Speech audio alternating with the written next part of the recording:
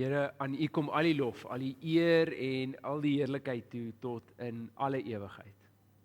Wanneer ons vanoggend hierdie woorde lees, Here, dan vra ons dat dit nie net woorde op papier sal wees nie, maar dat dit vir ons 'n werklikheid sal wees, dat dit lewe sal spreek in ons lewens en in ons situasies en omstandighede in. En Here, dat ons ook in hierdie woord vanoggend moed sal kry, moed sal skep, die energie sal kry wat ons nodig het en juis die inspirasie ook kry wat ons nodig het, om op te tree in U wil, om te doen dit wat U graag wil en om U hart te soek in elke ding wat ons aanpak, eerder as ons eie wil en ons eie behoefte en ons eie vooruitsigte. Here, kom verander vanoggend aan ons, kom werk aan ons, kom breek af dit wat nie eer aan U naam gee nie en kom bou juis die aspekte van ons lewe op wat gerig is op die koninkryk. En mag wat ons vandag hier hoor en wat vandag inspraak in ons lewe maak, mag ons dit gaan uitleef in ons gemeenskap en die verskil gaan maak wat U gesien het van die begin af. Ons bid hierdie nie uit verdienste nie, maar alleen uit U genade. Amen. Gemeente, ons teksgedeelte kom vanoggend uit Jona. En ons gaan die hele Jona 4 lees. Jy hoef nie te groot te skrik nie, dis net so 11 verse. Maar ek wil sommer gou net 'n opmerking maak. Ek dink die wat in die Bybelstudie is, het gesien dat hier 'n Jona preek kom een of ander tyd. En dan wil ek net gou vra, die wat die Bybelstudie aan deelneem, of dit nou elektronies is en of dit fisies is, wat hier is, steek net gou vinnig julle hande op. Nee? Okay, hou gou julle hande op. Gemeente, kyk na die mense om julle. Enige van die ouens wat hulle hande op het, as jy vra het oor hierdie preek, dan gaan jy na een van hulle toe. Hulle is deur dit gedraf, hulle ken dit binneste buite, ons het baie daaroor gesels, hierdie is die ouens om mee te praat, hulle het die kundigheid. Jona se storie is aangrypend, in verskeie opsigte. Dis aangrypend want dis die vreemdste moontlike verhaal. Vir ouens wat dalk lief is vir visvang hier rond, as jy 'n vis redelik ken, en jy hoef nie noodwendig baie biologiese kennis van 'n vis te dra nie, dan is 'n verhaal waar 'n man ingesluk word deur 'n vis, 'n aangrypende storie. En Jona oor die algemeen is 'n vreemde verhaal, want dit gaan in essensie oor 'n profeet wat opdrag kry van God, om 'n boodskap te gaan oordra, en hierdie profeet kies om die teenoorgestelde rigting in te slaan. Te vlug van alles wat hy ken, van dit wat bekend is en van God se teenwoordigheid as geheel. En in die proses leer hy dat hy nie van God se teenwoordigheid af kan wegkom nie. Daar's 'n redelike dik boek wat Jona geskryf het oor hoe om te vlug van God. En as jy hom oopmaak, staan daar op elke bladsy net moenie. Want dit is nie sinvol nie. Maar hierdie verhaal het 'n baie besonderse les aan die einde. Julle sal sien, dis seker een van die boeke in die Bybel met die stompste einde. Hy eindig en dis asof ons nog nie heeltemal die hele verhaal gehad het nie. Het jy al ooit 'n fliek gekyk en die fliek is besig om uit te speel en jy het min of meer 'n vermoede oor wat die uiteinde mag wees, en dan eindig die fliek. Hy sê nie vir jou of die karakter dit oorleef het en of die karakter dit nie oorleef het nie. Hy sê nie of hierdie twee geliefdes by mekaar uitgekom het of nie by mekaar uitgekom het nie. Die film los jou om jou eie gevolgtrekking te maak. En Jona eindig op so 'n manier. Ek gaan jou gou opvang met die storie. As jy nou dink aan Jona en jy probeer dink, wag, hoeveel diere moes nou weer in sy ark wees? Kom ons begin gou by die storie. So Jona kry die opdrag van God om aan Nineve te gaan sê, God het gesien watter ongeregtighede julle gepleeg het, God het julle sonde gesien, en binne 40 dae gaan julle vernietig word. Dis die opdrag wat Jona kry om te gaan verkondig aan Nineve. En so wat Jona dan doen is, wanneer hy hierdie opdrag kry, profeet van God, wat veronderstel is om God se boodskap oor te dra, dan besluit hy daar en dan, hy pak sy tassies, en as God gesê het, hy moet wes beweeg, dan skiet hy ooste toe. Hy gaan na die naaste hawe toe aan die ooste kant, hy kry 'n boot, en die doel is, die eerste beste boot wat hy kon kry is op pad Tarsis toe, so hy gaan Tarsis toe. Nou, in hierdie verhaal is Tarsis 'n einde van die wêreld tipe van dorp. vir die Israeliete wat nie regtig mense was wat gaan ontdekkingsreise op die see doen nie, maar wat meeste van die tyd net teen die kus vis gevang het. Vir hulle was Tarsus die tipe van stad wat jy hoor wanneer daar reisigers aankom. Dis amper legendaries. Daar's stories en verhale en legendes daaroor geskryf. So wanneer die skrywer vir ons vertel dat Jona Tarsus toe vlug, dan probeer hy vir ons sê, Jona is besig om tot by die uithoeke van die aarde te probeer vlug, om weg te kom van hierdie opdrag en weg te kom van God se teenwoordigheid. En dan wanneer Jona homself op die see bevind, dan kom daar 'n storm. Die matrose probeer eers plan maak. Hulle probeer hulle gode aanbid en elkeen so om die beurt uitvind wie kan hierdie storm kalmeer sonder enige hoop. En dan begin hulle offers bring en dit help ook nie. En dan begin hulle die skip ligter maak maar nêrens is dit besig om in hulle guns te draai nie.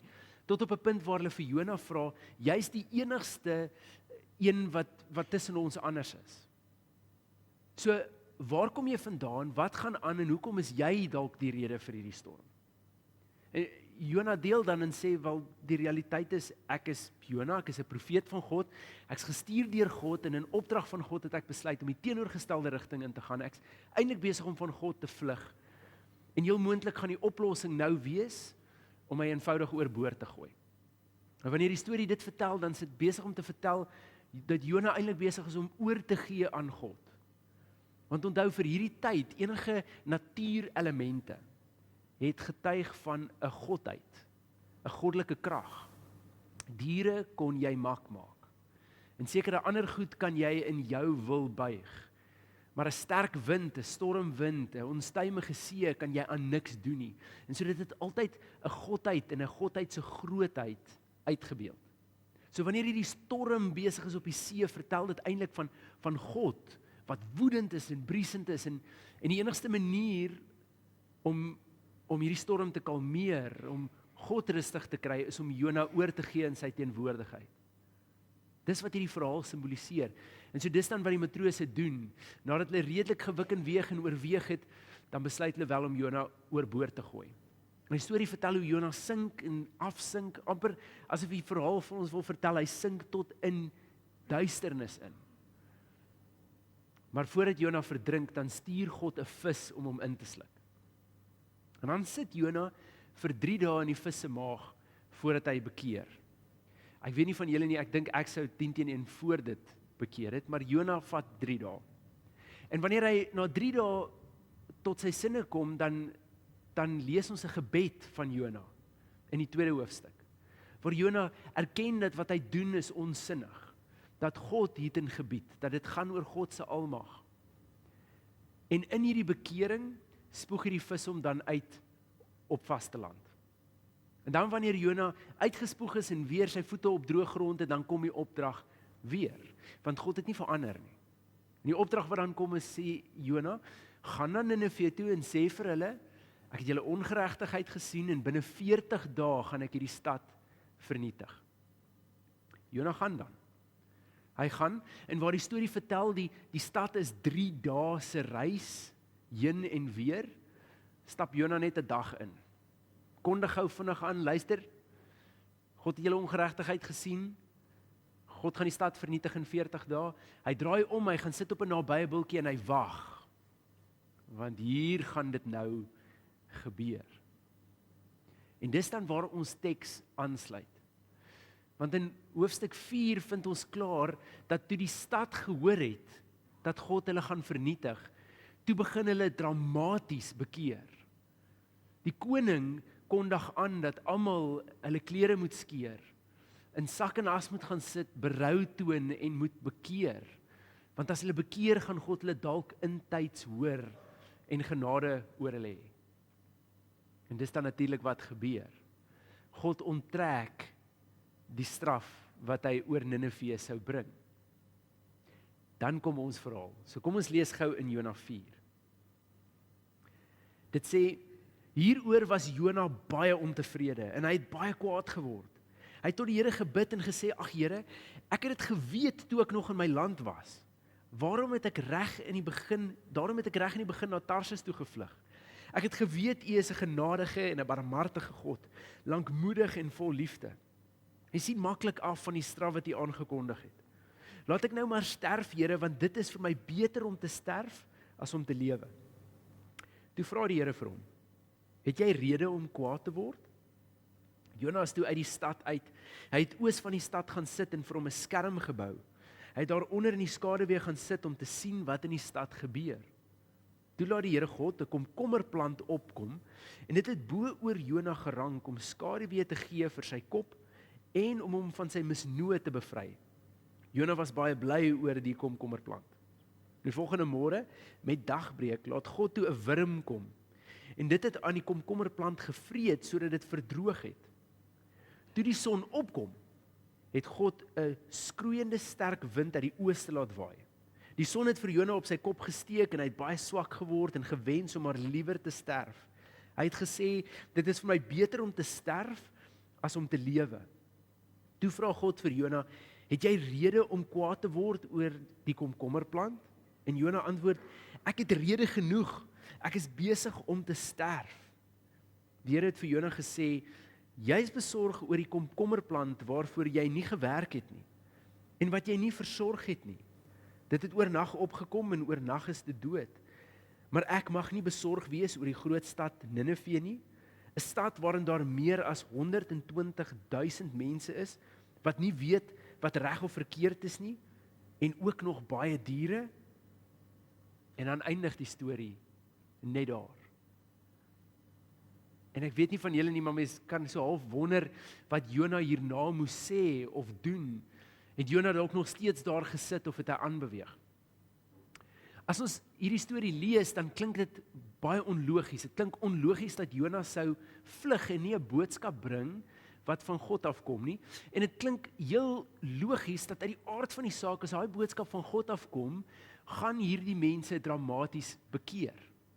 Maar ek wil gou met julle 'n stukkie besonderhede deel wat ons dalk nie in hierdie teks raak lees nie, maar wat die eerste hoorders van hierdie teks, vir wie dit bedoel was, die Israeliete, onmiddellik sou hoor en wat hulle sou aangryp. Wat eintlik dit baie logies maak dat Jona eerstens sou vlug en tweedens baie onlogies sou maak dat Ninive bekeer. Op hierdie stadium in geskiedenis wys navorsing vir ons dat die Assiriërs was grootendeels die volk wat in Ninive gebly het. Nou die Assiriërs het 'n baie sterk weermag gehad. Hulle was baie sterk mag, maar hulle was bekend vir hulle wreedheid.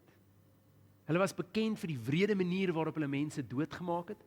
Hulle was bekend vir die wrede manier waarop hulle mense gemartel het. Hulle was bekend daarvoor dat wanneer hulle 'n dorpie ingaan, hulle vrouens sou verkrag van links tot regs. Die mans martel en hulle dan doodmaak. En aangesien die Assiriërs redelik sterk was in hierdie tyd en aangesien hulle redelik sterk vyande was van die Israeliete, kan jy jouself vir 'n oomblik indink dat die Israeliete self gereeld deurgeloop het deur groepe Assiriërs. Dit word nie in die teks gesê nie, maar dink jy gou vir 'n oomblik in, want die kans is goed dat iemand vir wie Jona lief was, of dit 'n familielid was, 'n vriend was, of dit iemand was wat hy goed geken het, maar dat daar iemand was, of meer as een mens was, wat Jona voor baie lief was, wat ook onder hierdie Assiriërs gemartel was en doodgemaak is. En so wanneer God dan sê, ek het hierdie ongeregtigheid gesien en ek gaan hierdie stad vernietig, dan kon Jona as te ware vir twee redes vlug. Die eerste rede kon wees uit vrees uit. Wat gaan so volk met jou doen as jy eenvoudig tussen hulle instap as vyand en vir hulle vertel dat hulle dit nie gaan maak voor die einde van 40 dae nie? En die tweede rede sou wees, hoekom moet hy? As God hulle nie wil vernietig, as God hulle dan wil vernietig, is dit nie eintlik die beste moontlike nuus vir Israel nie. Dit kom hulle lankal toe.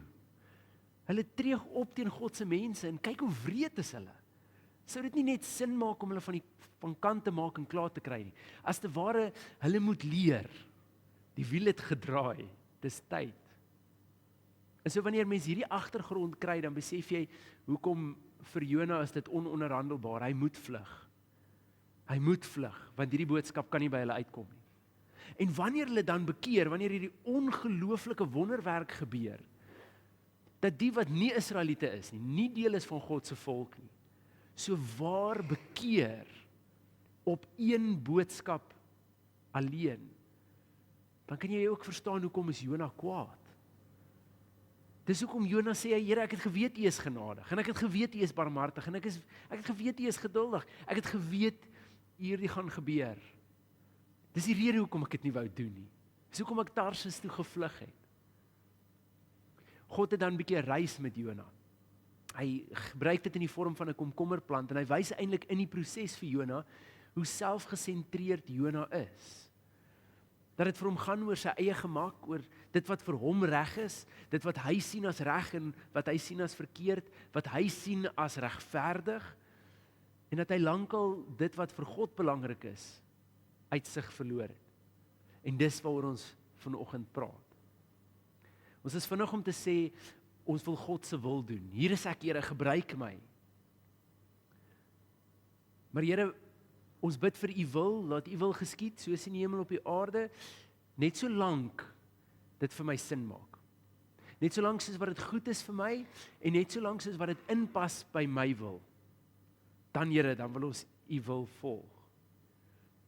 Jona is 'n profeet van God, dis sy opdrag, gaan sê dit wat God sê. In dieselfde manier as wat ek en jy hier sit, nê? Ons is deel van die priesterskap van Jesus Christus. Dis nie uit verdienste nie, dis uit genade. Ons is deel van God se huishouding, nie uit verdienste nie, uit genade.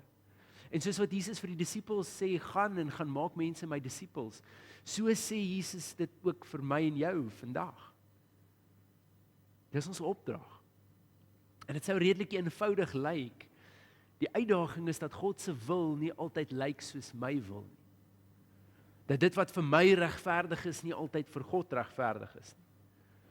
Dit wat vir my moet gebeur, nie altyd vir God so belangrik is nie. Hier's wat ek daarmee bedoel. Het julle agtergekom heel aan die begin in Genesis, dan is daar 'n baie eenvoudige opdrag aan Adam en Eva. Die opdrag is dit, julle kan van al die vrugte in die tuin eet, selfs van die vrugte van die boom van lewe. Maar die een boom waarvan julle nie mag eet nie, is die boom van kennis van goed en kwaad. Ons het al in die verlede vir mekaar gesê, dis 'n baie spesifieke opdrag hierdie. Want ons dink baie keer om 'n regte lewe te moet lei, of te kan lei, moet ek weet wat is reg en verkeerd, en ek moet onderskei tussen hierdie twee. En die realiteit is, God het geweet, ons kan nie dit hanteer nie. Want die oomblik wanneer ons weet wat is reg en verkeerd, en ons onderskei tussen die twee, dan is ons in die perfekte posisie, om dit wat ek doen, te regverdig. Genoeg redes te gee, agter my optrede, terwyl ek kan vingerwys na iemand anders wat ek voel nie reg lewe nie. Dis al wat die kennis van goed en kwaad vir ons doen. En dis die rede hoekom God juis vir Adam en Eva sê, van hierdie boom moet julle nie eet nie. Dis ook die versoeking wat die slang aan Eva gee. Want hy sê, as julle van hierdie eet, gaan julle soos God word. Jy kan onderskei tussen reg en verkeerd. Die enigste probleem is, ons reg en verkeerd is selfgesentreer. Wat vir my reg of verkeerd is, gaan baie meer oor wat vir my gemaklik en goed is en tot my voordeel is, as enigiets anders. Reg en verkeerd is nie wat ons nodig het om 'n goeie lewe te lei nie. Wat ons nodig het om 'n goeie lewe te lei, is die leiding van die Heilige Gees en die liefde wat God in ons lewe uitgestort het. Die oomblik wanneer my fokus die koninkryk van God is, die oomblik wanneer ek toelaat dat die Gees my lei, en die oomblik wanneer Christus se liefde deur my vloei, dan outomaties val 'n klomp goed in plek. Dan het ek nie nodig om te probeer onderskei tussen wat is goed en wat is sleg nie, want in die oomblik, wanneer ek in liefde optree, is dit outomaties die regte ding om te doen. En so die uitnodiging wat eerder gegee word reg deur die Bybel, wat Jesus vir die disippels ook sê, is nie probeer onderskei tussen wat goed en sleg is nie. Wat Jesus vir die disippels eenvoudig sê is, volg my. Volg my. Volg my, soos wat ek die Vader volg, want wat ek doen ek want ek het die Vader dit sien doen, en wat ek sê is, omdat ek die Vader dit oor sê het, so volg my. Die oomblik wanneer ons kan reg en verkeerd probeer onderskei, dan regverdig ons onsself en dan wys ons vinger na ander. En dit het dan natuurlik tot gevolg dat ons oordeel. Dieselfde oordeel wat die Bybel sê ons nie toekom nie. Dit doen ons steeds. So dan besluit ons. Ons besluit watter mense in my lewe is waardig van my respek. Ons besluit watter mense in my lewe is waardig om hulle menswaardigheid vir hulle te gee. En ons besluit ook watter mense in my lewe is waardig om vergewe te word. En natuurlik, hoor nou, ons kan dit alles regverdig. Want ons doen nie hierdie sonder sin en rede nie, nê. Dis nie dat ons net sommer eendag besluit ek gaan hierdie persoon nie vergewe nie. Of dat ek eendag besluit ek weier om respek te hê vir hierdie persoon nie. Ons het altyd 'n goeie rede. Ons rede is dat hierdie persoon nie terug respek wys nie. Of dat hierdie persoon nie in 'n manier optree wat respekwaardig is nie. Of ons kyk na die persoon wat ons nie vergewe nie en sê, maar kyk wat het hulle gedoen. Kyk hoe het hulle my skade aangerig. Kyk hoe het hulle die mense om hulle skade aangerig. Hoe kan jy dit vergewe? En so daar's altyd vir ons baie goeie redes. Baie goeie redes oor hoekom ons kan besluit waar ons hierdie opdrag van Jesus uitvoer en waar nie.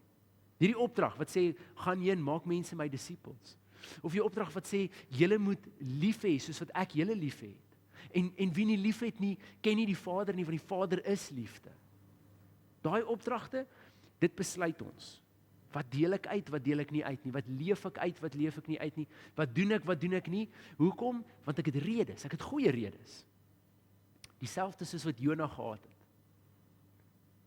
Hy kry 'n opdrag. Gaan verkondig aan hierdie mense. En Jona besluit, dalk as dit die Israeliete was, dalk as dit 'n ander volk was, maar dit wat hierdie mense gedoen het, was nie 'n manier wat hulle dit verdien nie. En so Jona besluit op sy eie wat goed is, wat hy gaan doen en wat hy nie gaan doen nie, want hy weet mos wat's regverdig en wat's nie regverdig nie. Totdat hy hom vasloop in God, 'n God wat nie ophou nie, 'n God wat 'n spesifieke doel het met my en jou. Ek dink dalk die mooiste verhaal, die mooiste gedeelte van die verhaal van Jona, is dat God nie vir Jona los nie. Hy los Jona nie uit nie, en daar's 'n doel daar agter. Uit al die profete in Israel, dink jy nie God kon dalk iemand anders ook gevra het nie?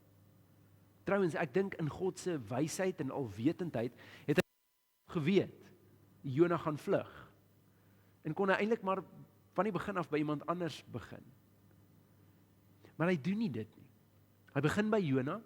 Hy weet Jona gaan vlug en selfs terwyl Jona besig is om te vlug, is God besig om Jona agterna te sit. En in die proses, wanneer hy op die ou end by Jona uitkom en Jona bekeer, dan staan 'n verdere reis, want God moes ook geweet het Jona gaan woedend wees oor hierdie bekering wat kom. Die mooi ding daarvan is dat God nie vir Jona los nie. Hy laat Jona nie verdrink nie. En alhoewel hy redelik hard met Jona praat, is hy nie besig om Jona aan homself oor te los nie. Wanneer ek en jy hierdie opdrag het, om lief te hê, om genade te wys, dan is die opdrag nie om dit te filter na verskillende mense nie.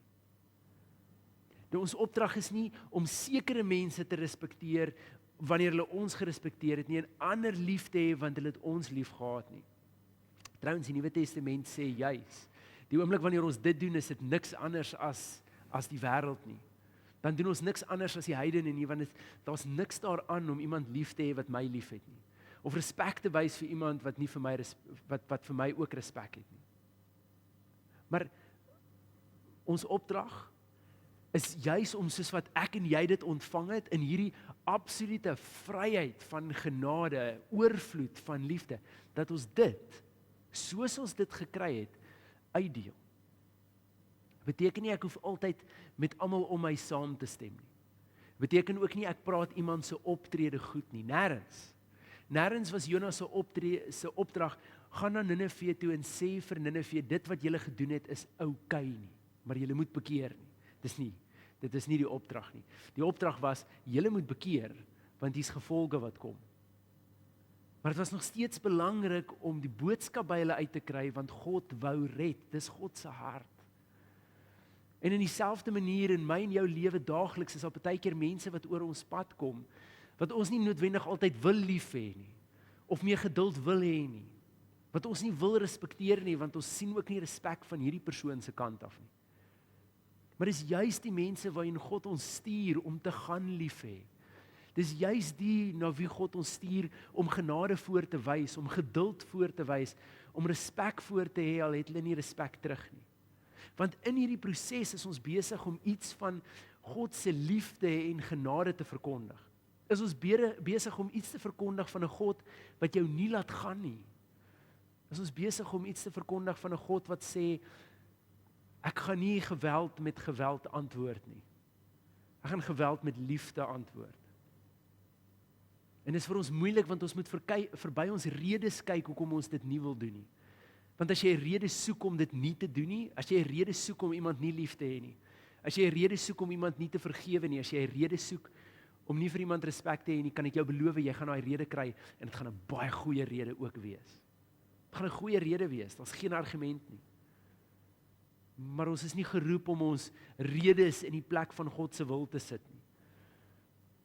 Ons is nie geroep om die net as evangelie te verkondig nie. Jesus het nie vir die disippels gesê, gaan maak mense my disippels indien hulle vriendelik is teenoor julle nie. Gaan wys my liefde, gaan hê ander lief soos ek julle lief gehad het, indien hulle goeie en gawe mense is. Daar was nooit 'n as of 'n indien nie. Dis ons opdrag. En ek en jy gaan keer op keer agterkom wanneer ons sê ons doen God se wil, maar dit moet altyd inpas by ons wil, dat ons hierdie wipplank met God gaan ry. Soos Jona wat vir God kwaad is oor hoekom is hy besig om my so te straf? Eers red hy my vyande en dan sit ek in 'n situasie waar dit vir my voel ek wil doodgaan. Waar is die versorging? Waar is die liefde? Waar is die goedheid vir my? Eintlik in essensie waaroor hierdie gaan is, die Jona in ons elkeen, is die ek in ons elkeen. Want vir Jona het dit lankal nie meer gegaan oor God en God se mense nie, dit het vir Jona gegaan oor my. Ek is nie bereid om hierdie boodskap uit te dra nie. Ek gee nie om wat God sê nie, ek is nie bereid om dit te doen nie. Dalk het dit vir my gevaar in, of ek voel nie dat hulle die moeite werd is om gered te word. Of ek het nodig om onder skadu te sit. Ek het nodig om veilig gehou te word. Ek het nodig om vasgehou te word.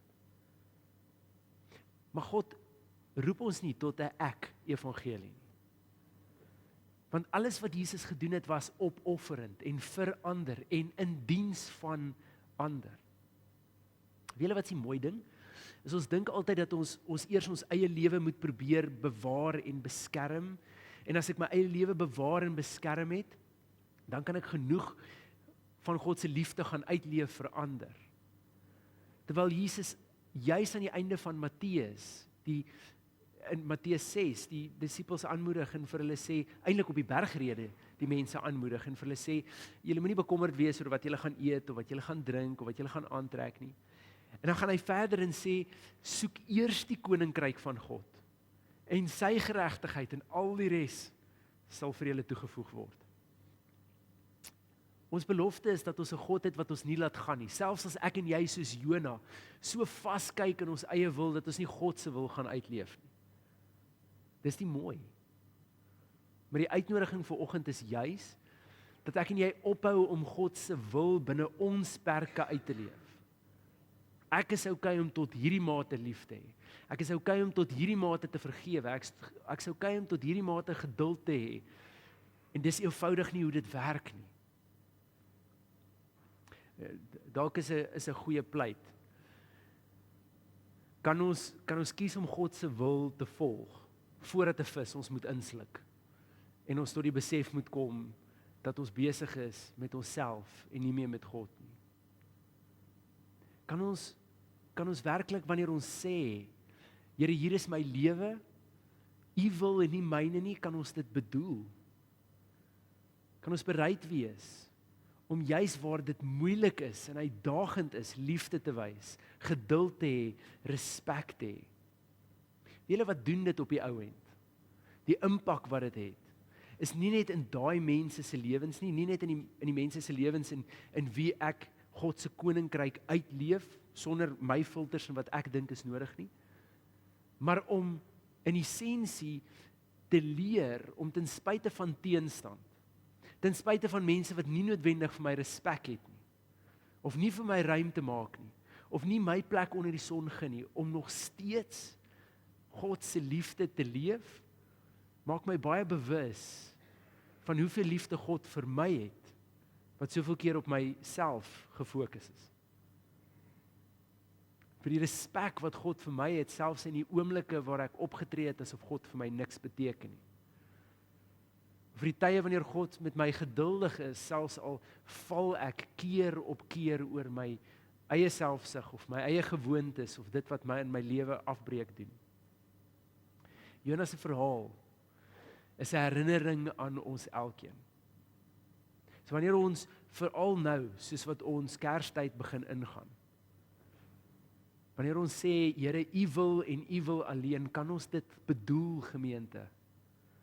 Kan ons gaan lief hê, tot dit seer maak? Kan ons gaan geduld hê en genade wys, totdat dit seer maak? Kan ons respek wys en aan mense hulle menswaardigheid teruggee, ten spyte van die omstandighede? En dis waar, dis nie maklik nie. Dit het Jesus sy lewe gekos. En dit het later van tyd elkeen van die disippels hulle lewe gekos. Ek en jy word nie vervolg nie. Maar dit beteken nie noodwendig dat wanneer ons in sekere omstandighede is, dat ons nie ook skade ly of gebrek ly of seer kry in die proses wat ons liefde wys of genadig is of geduld het of respek wys of aan iemand hulle menswaardigheid teruggee nie. Dalk is 'n goeie herinnering dat wanneer ons in hierdie oomblikke is waar ons God se wil uitleef en dis nie so maklik nie. Die plekke waar ek sonder filters liefhet en dit doen my skade. En dit maak my seer ook in die proses. Dalk is dit die tye waar ons onsself moet herinner, dat hierdie vir God en vir God alleen is. Dat ons nie hierdie doen vir iemand anders nie, en dat ons nie hierdie doen vir onsself nie, maar dat hierdie ons diensbaarheid aan God is. Dat hierdie ons ja is, ons amen is, ons Here ek sal gaan. Want daar is iemand. Daar is iemand wat gebore is, deur wie God al sy liefde gewys het. En daai liefde het hom gevat tot op 'n plek waar hy moes sê, Vader, vergeef hulle want hulle weet nie wat hulle doen nie. God se wil is 'n baie ernstige ding in ons lewens. Maar ons het nodig om dit uit te leef sonder hierdie besluit van wat ons dink is regverdig en wat ons dink is reg en wat ons dink is verkeerd. Dit was nooit ons plek om te oordeel nie en is nooit ons plek om dit te probeer uitsorteer nie. God se opdrag is eenvoudig dit. Gaan, maak mense my disippels, doop hulle in die naam van die Vader, die Seun en die Heilige Gees. 'n Opdrag wat sê, julle moet mekaar lief hê, soos wat ek julle lief gehad het. Gemeente, kom ons gaan en ons wees radikaal hieroor. En mag God vir ons in die proses die moed, die krag, die energie gee om aan te hou sy wil doen, al raak dit moeilik, al raak dit uitdagend en al maak dit soms nie sin nie. Vir hierdie rede alleen, dit gaan oor God en nie oor ons nie. Amen. Wanneer Jesus die disippels uitstuur, dan stuur hy hulle uit sonder 'n reissak en sonder enigiets by hulle. En mense se eerste reaksie is natuurlik, waar moet hulle voorsiening kry? Want dit lyk nie asof hulle voorbereid gaan nie. En dit word op die ou end 'n illustrasie. Dat wanneer mense bereid is om te sê, Here, U wil en U wil alleen, dan voorsien God. Nie net in dit wat hulle nodig het nie, maar soveel meer ook. Die vraag is dit die koninkryk eerste, of is dit my wil eerste?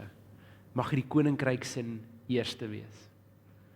Mag die God wat met ons is, Jesus wat die voorbeeld was van die Vader se liefde en die Heilige Gees wat deur ons werk vir ons die krag en die leiding gee om God se wil te volg altyd.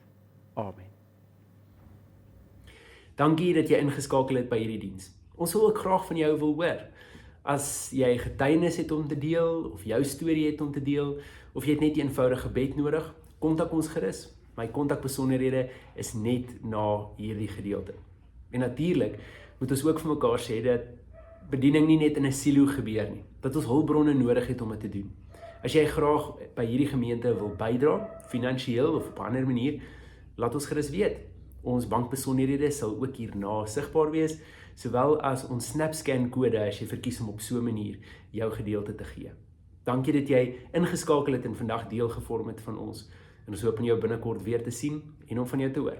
Totsiens.